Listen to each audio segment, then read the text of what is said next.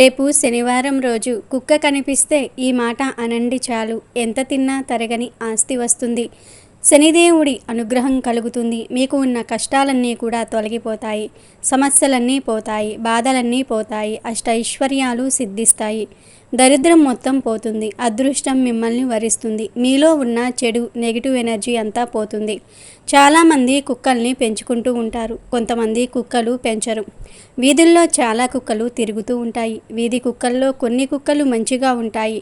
ఇంకొన్ని కుక్కలు మంచిగా ఉండవు, దారుణంగా ఉంటాయి. అందరినీ చూసి అరవటము, కరవటము వంటి పనులు చేస్తాయి. నిజానికి కుక్కలు ఎవరిని ఏమీ అనవు. మనం వాటిని కదపకుండా ఉంటే అవి కూడా మనల్ని కదపవు. కానీ కొన్ని కుక్కలు మాత్రం మనం ఏమీ అనకపోయినా సరే మన మీదకు ఎగబడతాయి. అలాంటి కుక్కలకు దూరంగా ఉంటేనే మంచిది. ఇవి కాకుండా కొన్ని వీధి కుక్కలు చాలా మంచిగా ఉంటాయి. అంటే ఆ వీధిలో ఉన్న మనుషులతో ఫ్రెండ్లీగా ఉంటాయి. అంటే వీధుల్లో నివసించే మనుషులతో ఫ్రెండ్లీగా ఉంటుంది. కొత్తవారు ఎవరైనా వస్తే వారిని చూసి అరుస్తూ ఉంటుంది. కానీ ఎవ్వరినీ కరువవు. ఇలాంటి మంచి కుక్కలకు రోజు ఒక ముద్ద అన్నం వేస్తే చాలు, చాలా పుణ్యం వస్తుంది. ప్రత్యేకించి శనివారం రోజు ఇలాంటి వీధి కుక్కలు కనిపిస్తే ఈ మాట అనండి చాలు, ఎన్నటికీ తరగని ఆస్తి వస్తుంది. కష్టాలు పోతాయి. శనిదేవుడి అనుగ్రహం కలుగుతుంది.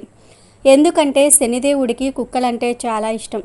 కుక్కలను లేదా ఇతర మూగ జీవాలను అనవసరంగా హింసిస్తే శనిదేవుడి ఆగ్రహానికి గురి అవుతారు. అంతేకాదు కుక్క కాలభైరవుడి వాహనం గనుక శనివారం రోజు కుక్క కనిపిస్తే ఈ మాట అనండి.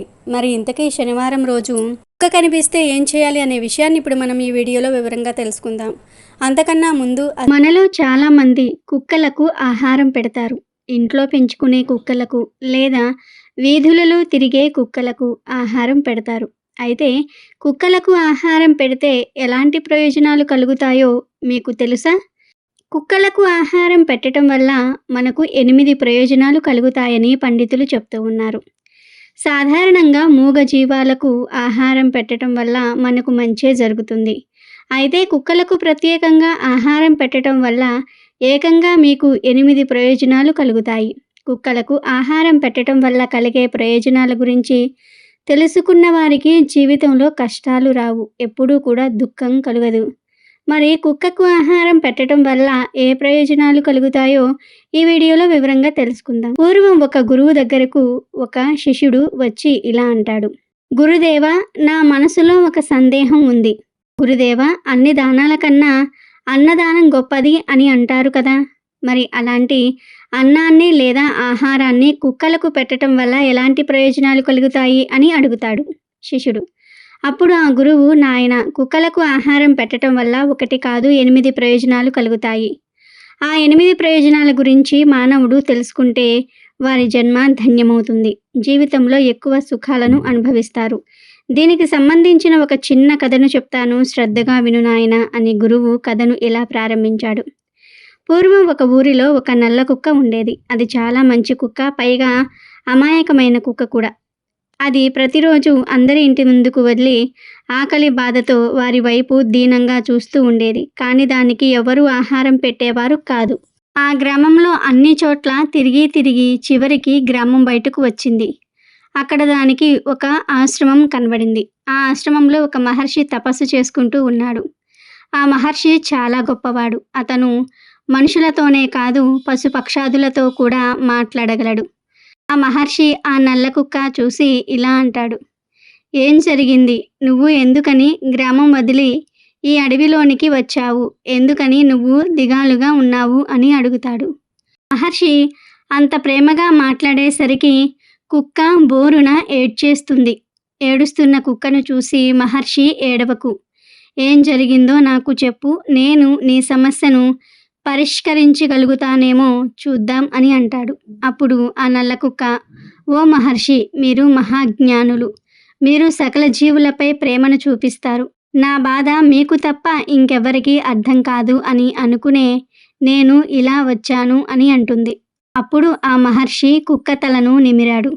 కుక్కను తన పక్కన కూర్చోబెట్టుకొని, అస్సలు నీకు వచ్చిన బాధేమిటో నాకు చెప్పు అన్నాడు. మహర్షి దానికి ఒక రొట్టె ఇచ్చి తినమన్నాడు. ఆ తర్వాత మహర్షి కుక్కతో, అంత పెద్ద ఊరిలో నీకు తినడానికి ఒక్కరు కూడా ఆహారం పెట్టలేదా అని అడుగుతాడు. అప్పుడు ఆ కుక్క ఏడుస్తూ, మహాత్మా, నేను మీకు ఏం చెప్పగలను? మా కుక్కల బాధ గురించి. స్వామి, మా జీవితమే ఒక దురదృష్టకర జీవితము. మాకు ఇల్లు ఉండదు, సంపాదించుకొని తినటం మాకు చేతకాదు. స్వామి, ఆ భగవంతుడు మాలాంటి మూగజీవాలకు తోడుగా ఉండమని మనుషులను సృష్టించాడు. కానీ ఈ మనుషులు చాలా స్వార్థపరులు. వారు తిన్న ఆహారం మిగిలితే డస్ట్బిన్లో పడేస్తారు లేదా మరెక్కడో పడేస్తారు. కానీ మేము ఎంతో ఆకలితో అలమటిస్తూ ఉంటాము. మాకు మాత్రం కొంచెం కూడా ఆహారం పెట్టరు. మేము మనుషుల ఇంటికి, గ్రామాలకు కాపలా కాస్తాము. అయినా ఈ మనుషులకు విశ్వాసం ఉండదు. స్వామి, మేము ఈ మనుషులపై ఆధారపడి బ్రతుకుతాము. కానీ ఈ మనుషులు మమ్మల్ని ఏమాత్రం పట్టించుకోరు. అందుకే మేము ఎండాకాలంలో ఎండలో, వానాకాలంలో వానలో, చలికాలంలో చలికి వణుకుతూ బిక్కుబిక్కుమంటూ కాలం గడుపుతూ ఉంటాము. మాకు జ్ఞానం లేదు. మేము ఒకరిపై ఆధారపడి బ్రతుకుతాం. మాకు మీలాగా మాట్లాడడం రాదు. మా బాధలు ఎవ్వరూ పట్టించుకోరు. మేము అరిస్తే గోల అనుకుంటారు, ఏడిస్తే అపశకునం అనుకుంటారు తప్ప మాకు ఏ బాధ వచ్చిందో ఎవ్వరూ తెలుసుకోరు. అసలు మా గురించి పట్టించుకోరు. మాకు ఆకలి వేస్తుంది, దెబ్బ తగిలితే బాధ కలుగుతుంది. మాకు మీలాగా ఏడవటం కూడా వచ్చు. కేవలం ఈ 3 విషయాలలో మేము మీరు సమానమే. ఆ భగవంతుడు మేము కష్టాలను అనుభవించాలనే మాకు ఈ జన్మను ప్రసాదించాడు. మేము స్వతంత్రంగా జీవించలేము. మాకు నచ్చినవి తినలేము. మేము ఖచ్చితంగా మానవులపై ఆధారపడి జీవించాల్సిందే. మనుషుల ఇంటిలో ఒక బిడ్డ జన్మించగానే ఒక వేడుకగా జరుపుకుంటారు. కానీ మేము జన్మిస్తే ఎవరు సంతోషిస్తారు?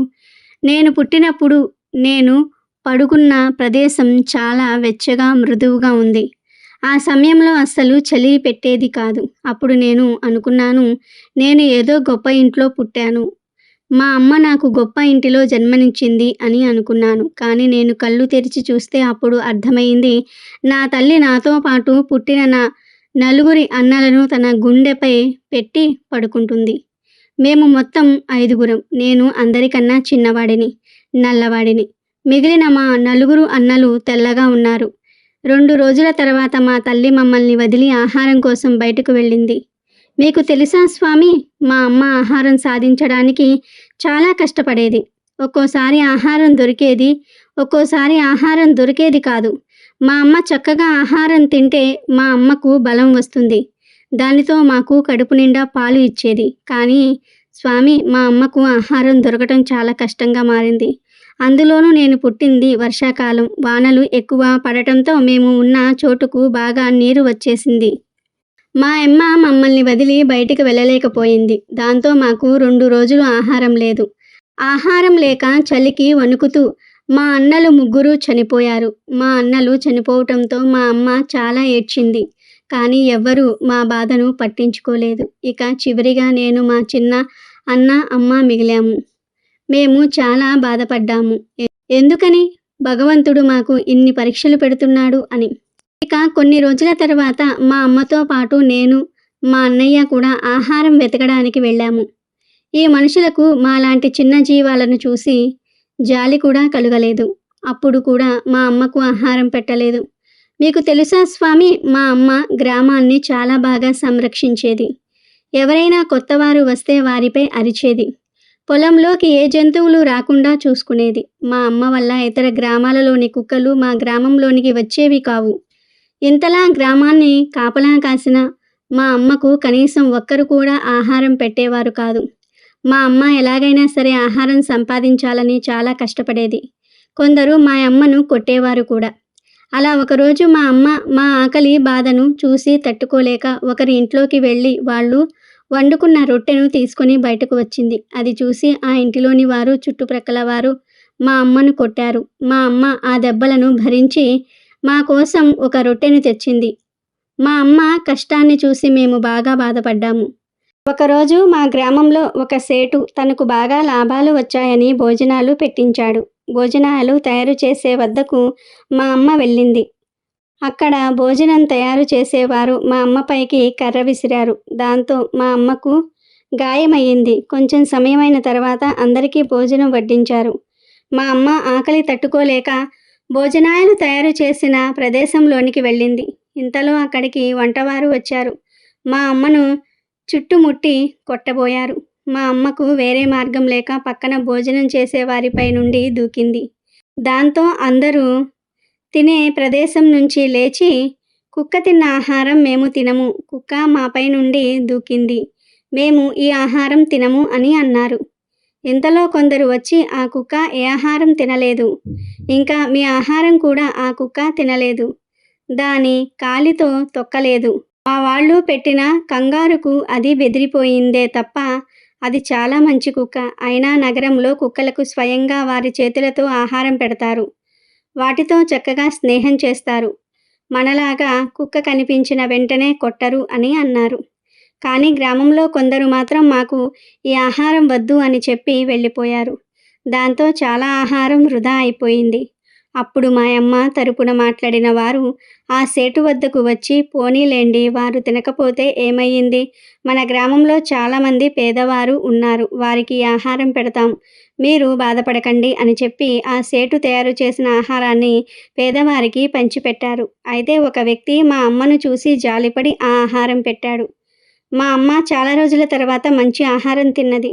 ఇంతలో సాయంత్రమైంది. మా అమ్మ అలసిపోయి నిద్రిస్తుంది. అప్పుడు ఆ సేటు ఒక కర్రను తెచ్చి మా అమ్మను కొట్టటం మొదలుపెట్టాడు. మా అమ్మ అరుపులకు గ్రామంలోని వారంతా కూడా వచ్చారు. అలా మూగజీవాలని హింసించటం తప్పు. అయినా మీ ఆహారం ఏమీ వృధా అవ్వలేదు సేటుగారు. ఇప్పుడు ఎందుకని ఈ మూగజీవాన్ని మీరు బాధపెడుతూ ఉన్నారు అని అడిగారు. అయినా ఆ సేటు మాట వినకుండా మా అమ్మను కొట్టాడు. అప్పుడు ఒక వ్యక్తి, మీరు ఇలానే ఈ కుక్కను కొడితే పోలీసులు వచ్చి మిమ్మల్ని అరెస్ట్ చేస్తారు, మీ ఇంటికి మీరు వెళ్తారా లేదా పోలీసులకు ఫోన్ చేయమంటారా అని అంటాడు. దాంతో ఆ సేటు వెళ్ళిపోయాడు. మా అమ్మ కుంటుకుంటూ మా వద్దకు వచ్చి జరిగిందంతా కూడా చెప్పింది. అప్పుడు మేము అనుకున్నాము, మేము ఏ జన్మలో ఏ పాపం చేశామో, కనీసం మాకు తినడానికి తిండి కూడా దొరకటం లేదు అని బాధపడ్డాము. మళ్ళీ ఇలాగే ఒక సంఘటన జరిగింది. ఒక సాధువు తీర్థయాత్రలు చేస్తూ మా గ్రామంలోనికి వచ్చి ఒక చెట్టు క్రింద కూర్చొని రొట్టెలు తయారు చేసుకుంటున్నాడు. ఆ రొట్టెల వాసనకు మా అమ్మ అక్కడికి వెళ్ళింది. అయితే మా అమ్మ అక్కడికి వెళ్ళి సమయానికి ఆ సాధువు అక్కడ లేడు. చుట్టూ చూసింది మా అమ్మ. ఎవరూ కనిపించకపోయేసరికి మా అమ్మ అక్కడ ఉన్న రొట్టెలను తినబోతూ ఉంది. ఇంతలో సాధువు వచ్చాడు. అయ్యో నా ఆహారం అని గట్టిగా అరిచాడు. సాధు అరుపులకు కొంతమంది జనం వచ్చారు. ఏమైంది అని అడిగారు. అప్పుడు సాధువు, నేను 2 రోజుల నుండి ఉపవాసం ఉన్నాను. ఈరోజు ఆహారం తిందాం అనుకుంటే ఈ కుక్క వచ్చి నా ఆహారం తినేసింది. నేను మంచి నీరును తెచ్చుకోవడానికి పక్కకు వెళ్ళాను. అయినా ఇందులో నాది కూడా తప్పు ఉంది.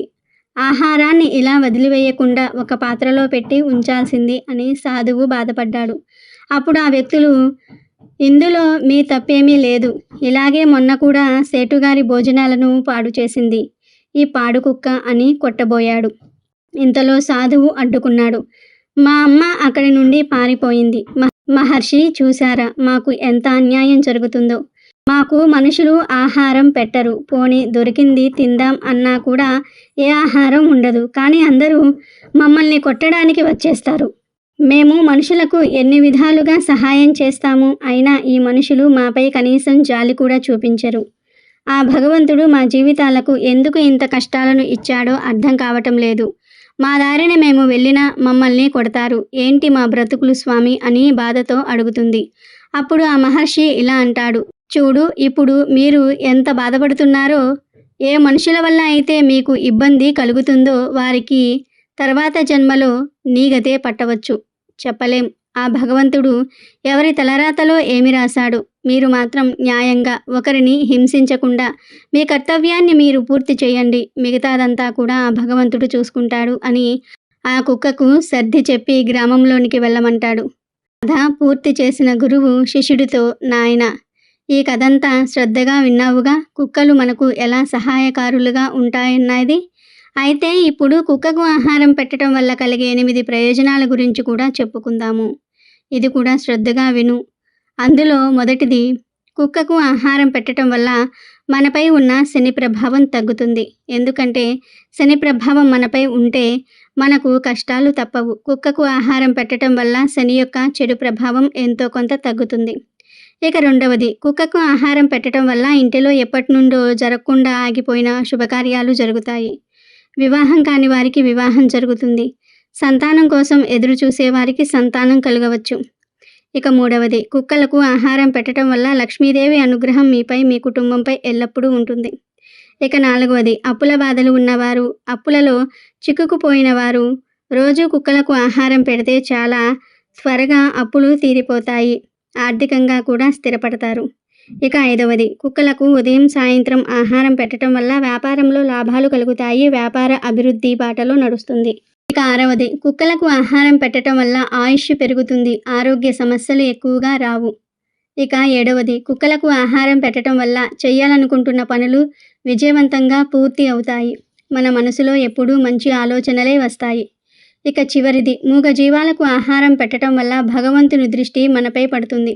ఎందుకంటే భగవంతుడికి సమస్త ప్రాణులపై దయ ఉంటుంది. కాబట్టి మూగజీవాలకు ఆహారం పెట్టిన వారిని ఆ భగవంతుడు ఎప్పుడూ కూడా రక్షిస్తూ ఉంటాడు. వారికి ఎటువంటి కష్టాలు రాకుండా చూసుకుంటాడు. అంతేకాదు, మూగజీవాలకు ఆహారం పెట్టడం వల్ల మనం తెలిసి తెలియక చేసిన కొన్ని పాపాలకు ప్రాయశ్చిత్తం కలుగుతుంది. అలాగే అమాయకమైనటువంటి కుక్కలను ఎవరైతే హింసించి బాధ పెడుతూ ఉంటారో వారు జీవితాంతం ఏదో ఒక తెలియని బాధతో చింతిస్తూనే ఉంటారు. జీవితంలో మనశ్శాంతి ఉండదు. ఎవరైతే గాయపడిన కుక్కకు సహాయం చేస్తారో, ఆపదలో ఉన్న కుక్కను కాపాడుతారో వారిపై తదాస్తు దేవతల అనుగ్రహం ఉంటుంది. కాబట్టి శిష్య, కుక్కలను ప్రేమించకపోయినా పర్వాలేదు, వాటిని చేరదీయలేకపోయినా పర్వాలేదు, కానీ వాటిని బాధ పెట్టవద్దు. కుక్క మీ వద్దకు వచ్చినప్పుడు మీ వద్ద ఏదైనా ఆహారం ఉంటే దానికి పెట్టండి. కుక్కలు చాలా కృతజ్ఞతను కలిగి ఉంటాయి అని గురువు శిష్యుడితో చెప్పాడు. కాబట్టి ప్రతి ఒక్కరూ ఇంట్లో పెంచుకునే కుక్కలను, వీధిలో తిరిగే కుక్కలను బాధ పెట్టకుండా ఉండండి.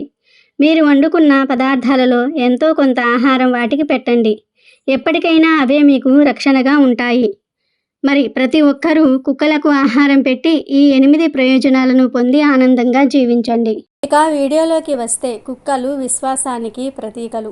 ముఖ్యంగా వీధి కుక్కలలో శనిదేవుడు, కాలభైరవుడు నివాసం ఉంటారు. కనుక వీధి కుక్కలను అనవసరంగా కొట్టకూడదు. వీధి కుక్కలకు ప్రతిరోజు మీరు వండుకున్న ఆహారాన్ని కొంచెం వేస్తే పుణ్యం వస్తుంది. కుక్కల గురించి శకునాలు కూడా ప్రచారంలో ఉన్నాయి. ఒక్కొక్కసారి మన ఇంటి ముందు కుక్కలు ఏడుస్తూ ఉంటాయి. మన పెద్దలు వీటిని అపశకునంగా పేర్కొంటూ ఉంటారు. వీధుల్లో కుక్కలు ఏడుస్తున్నట్లుగా ఉంటే అది అపశకునం అని, చెడుకు సంకేతమని పెద్దలు చెప్తూ ఉన్నారు. మన ఇంటి బయట కుక్క ఏడుస్తూ కనిపిస్తే మన ఇంటికి ఒక పెద్ద సమస్య రాబోతుందని అర్థం. కుక్కల ఏడుపు నష్టాన్ని సూచిస్తుంది. కొన్ని సందర్భాల్లో మీ ఇంటి చుట్టూ దుష్ట శక్తులు ఉంటే కుక్కలు దానిని పసిగట్టి మొరగటం ప్రారంభిస్తాయి.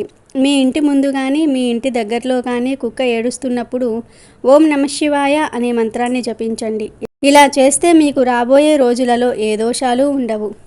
ప్రత్యేకించి శనివారం రోజు ఏ సమయంలో అయినా సరే, అంటే పగటిపూట కావచ్చు లేదా రాత్రిపూట కావచ్చు, మీకు శనివారం రోజు ఏ సమయంలో కుక్క కనిపించినా ఆ కుక్కను మీ ఇంటి ముందుకు పిలిచి కొంచెం అన్నంలో నూనెను కలపండి. తర్వాత ఆ అన్నంలో పెరుగును కానీ, పాలను కానీ, కూరను కానీ ఏదో ఒకటి కలిపి తర్వాత ఆ అన్నాన్ని కుక్కకు ఆహారంగా పెట్టండి. ముందైతే పొడి అన్నం తీసుకోండి. ఆ అన్నంలో నువ్వుల నూనె కలపండి. నువ్వుల నూనె లేకపోతే మీరు వంటకు వాడే నూనెను కలపండి. పామాయిల్, సన్ఫ్లవర్ ఆయిల్, ఇలా ఏదో ఒక ఆయిల్ 1 స్పూన్ కలపండి. ఈ నూనె కలిపిన అన్నంలో పాలు, పెరుగు, కూర ఇలా ఏది ఉంటే అది కలిపి ఆ అన్నాన్ని కుక్కకు పెట్టండి. కుక్క అన్నం తినే సమయంలో ఓం శం శనియే నమః అనే మంత్రాన్ని 3 సార్లు జపించండి. ఒక కుక్క వస్తే ఒక కుక్కకు అన్నాన్ని వేయండి. 3-4 కుక్కలు వస్తే వాటన్నిటికీ కలిపి అన్నాన్ని వేయండి. మంత్రాన్ని మాత్రం 3 సార్లు జపించండి. శనివారం రోజు కుక్క కనిపిస్తే ఈ చిన్న పని చేయటం వలన శనిదేవుడి అనుగ్రహం కలుగుతుంది. మీకు ఉన్న దోషాలు, కష్టాలు అన్నీ పోతాయి. మీ జీవితం అద్భుతంగా మారిపోతుంది. తరతరాలకు తరగని ఐశ్వర్యం వస్తుంది. మీకు అన్ని శుభాలే జరుగుతాయి. కనుక శనివారం రోజు మీకు కూడా కుక్క కనిపిస్తే ఈ చిన్న పనిని చేసి మంచి శుభ ఫలితాలను పొందండి.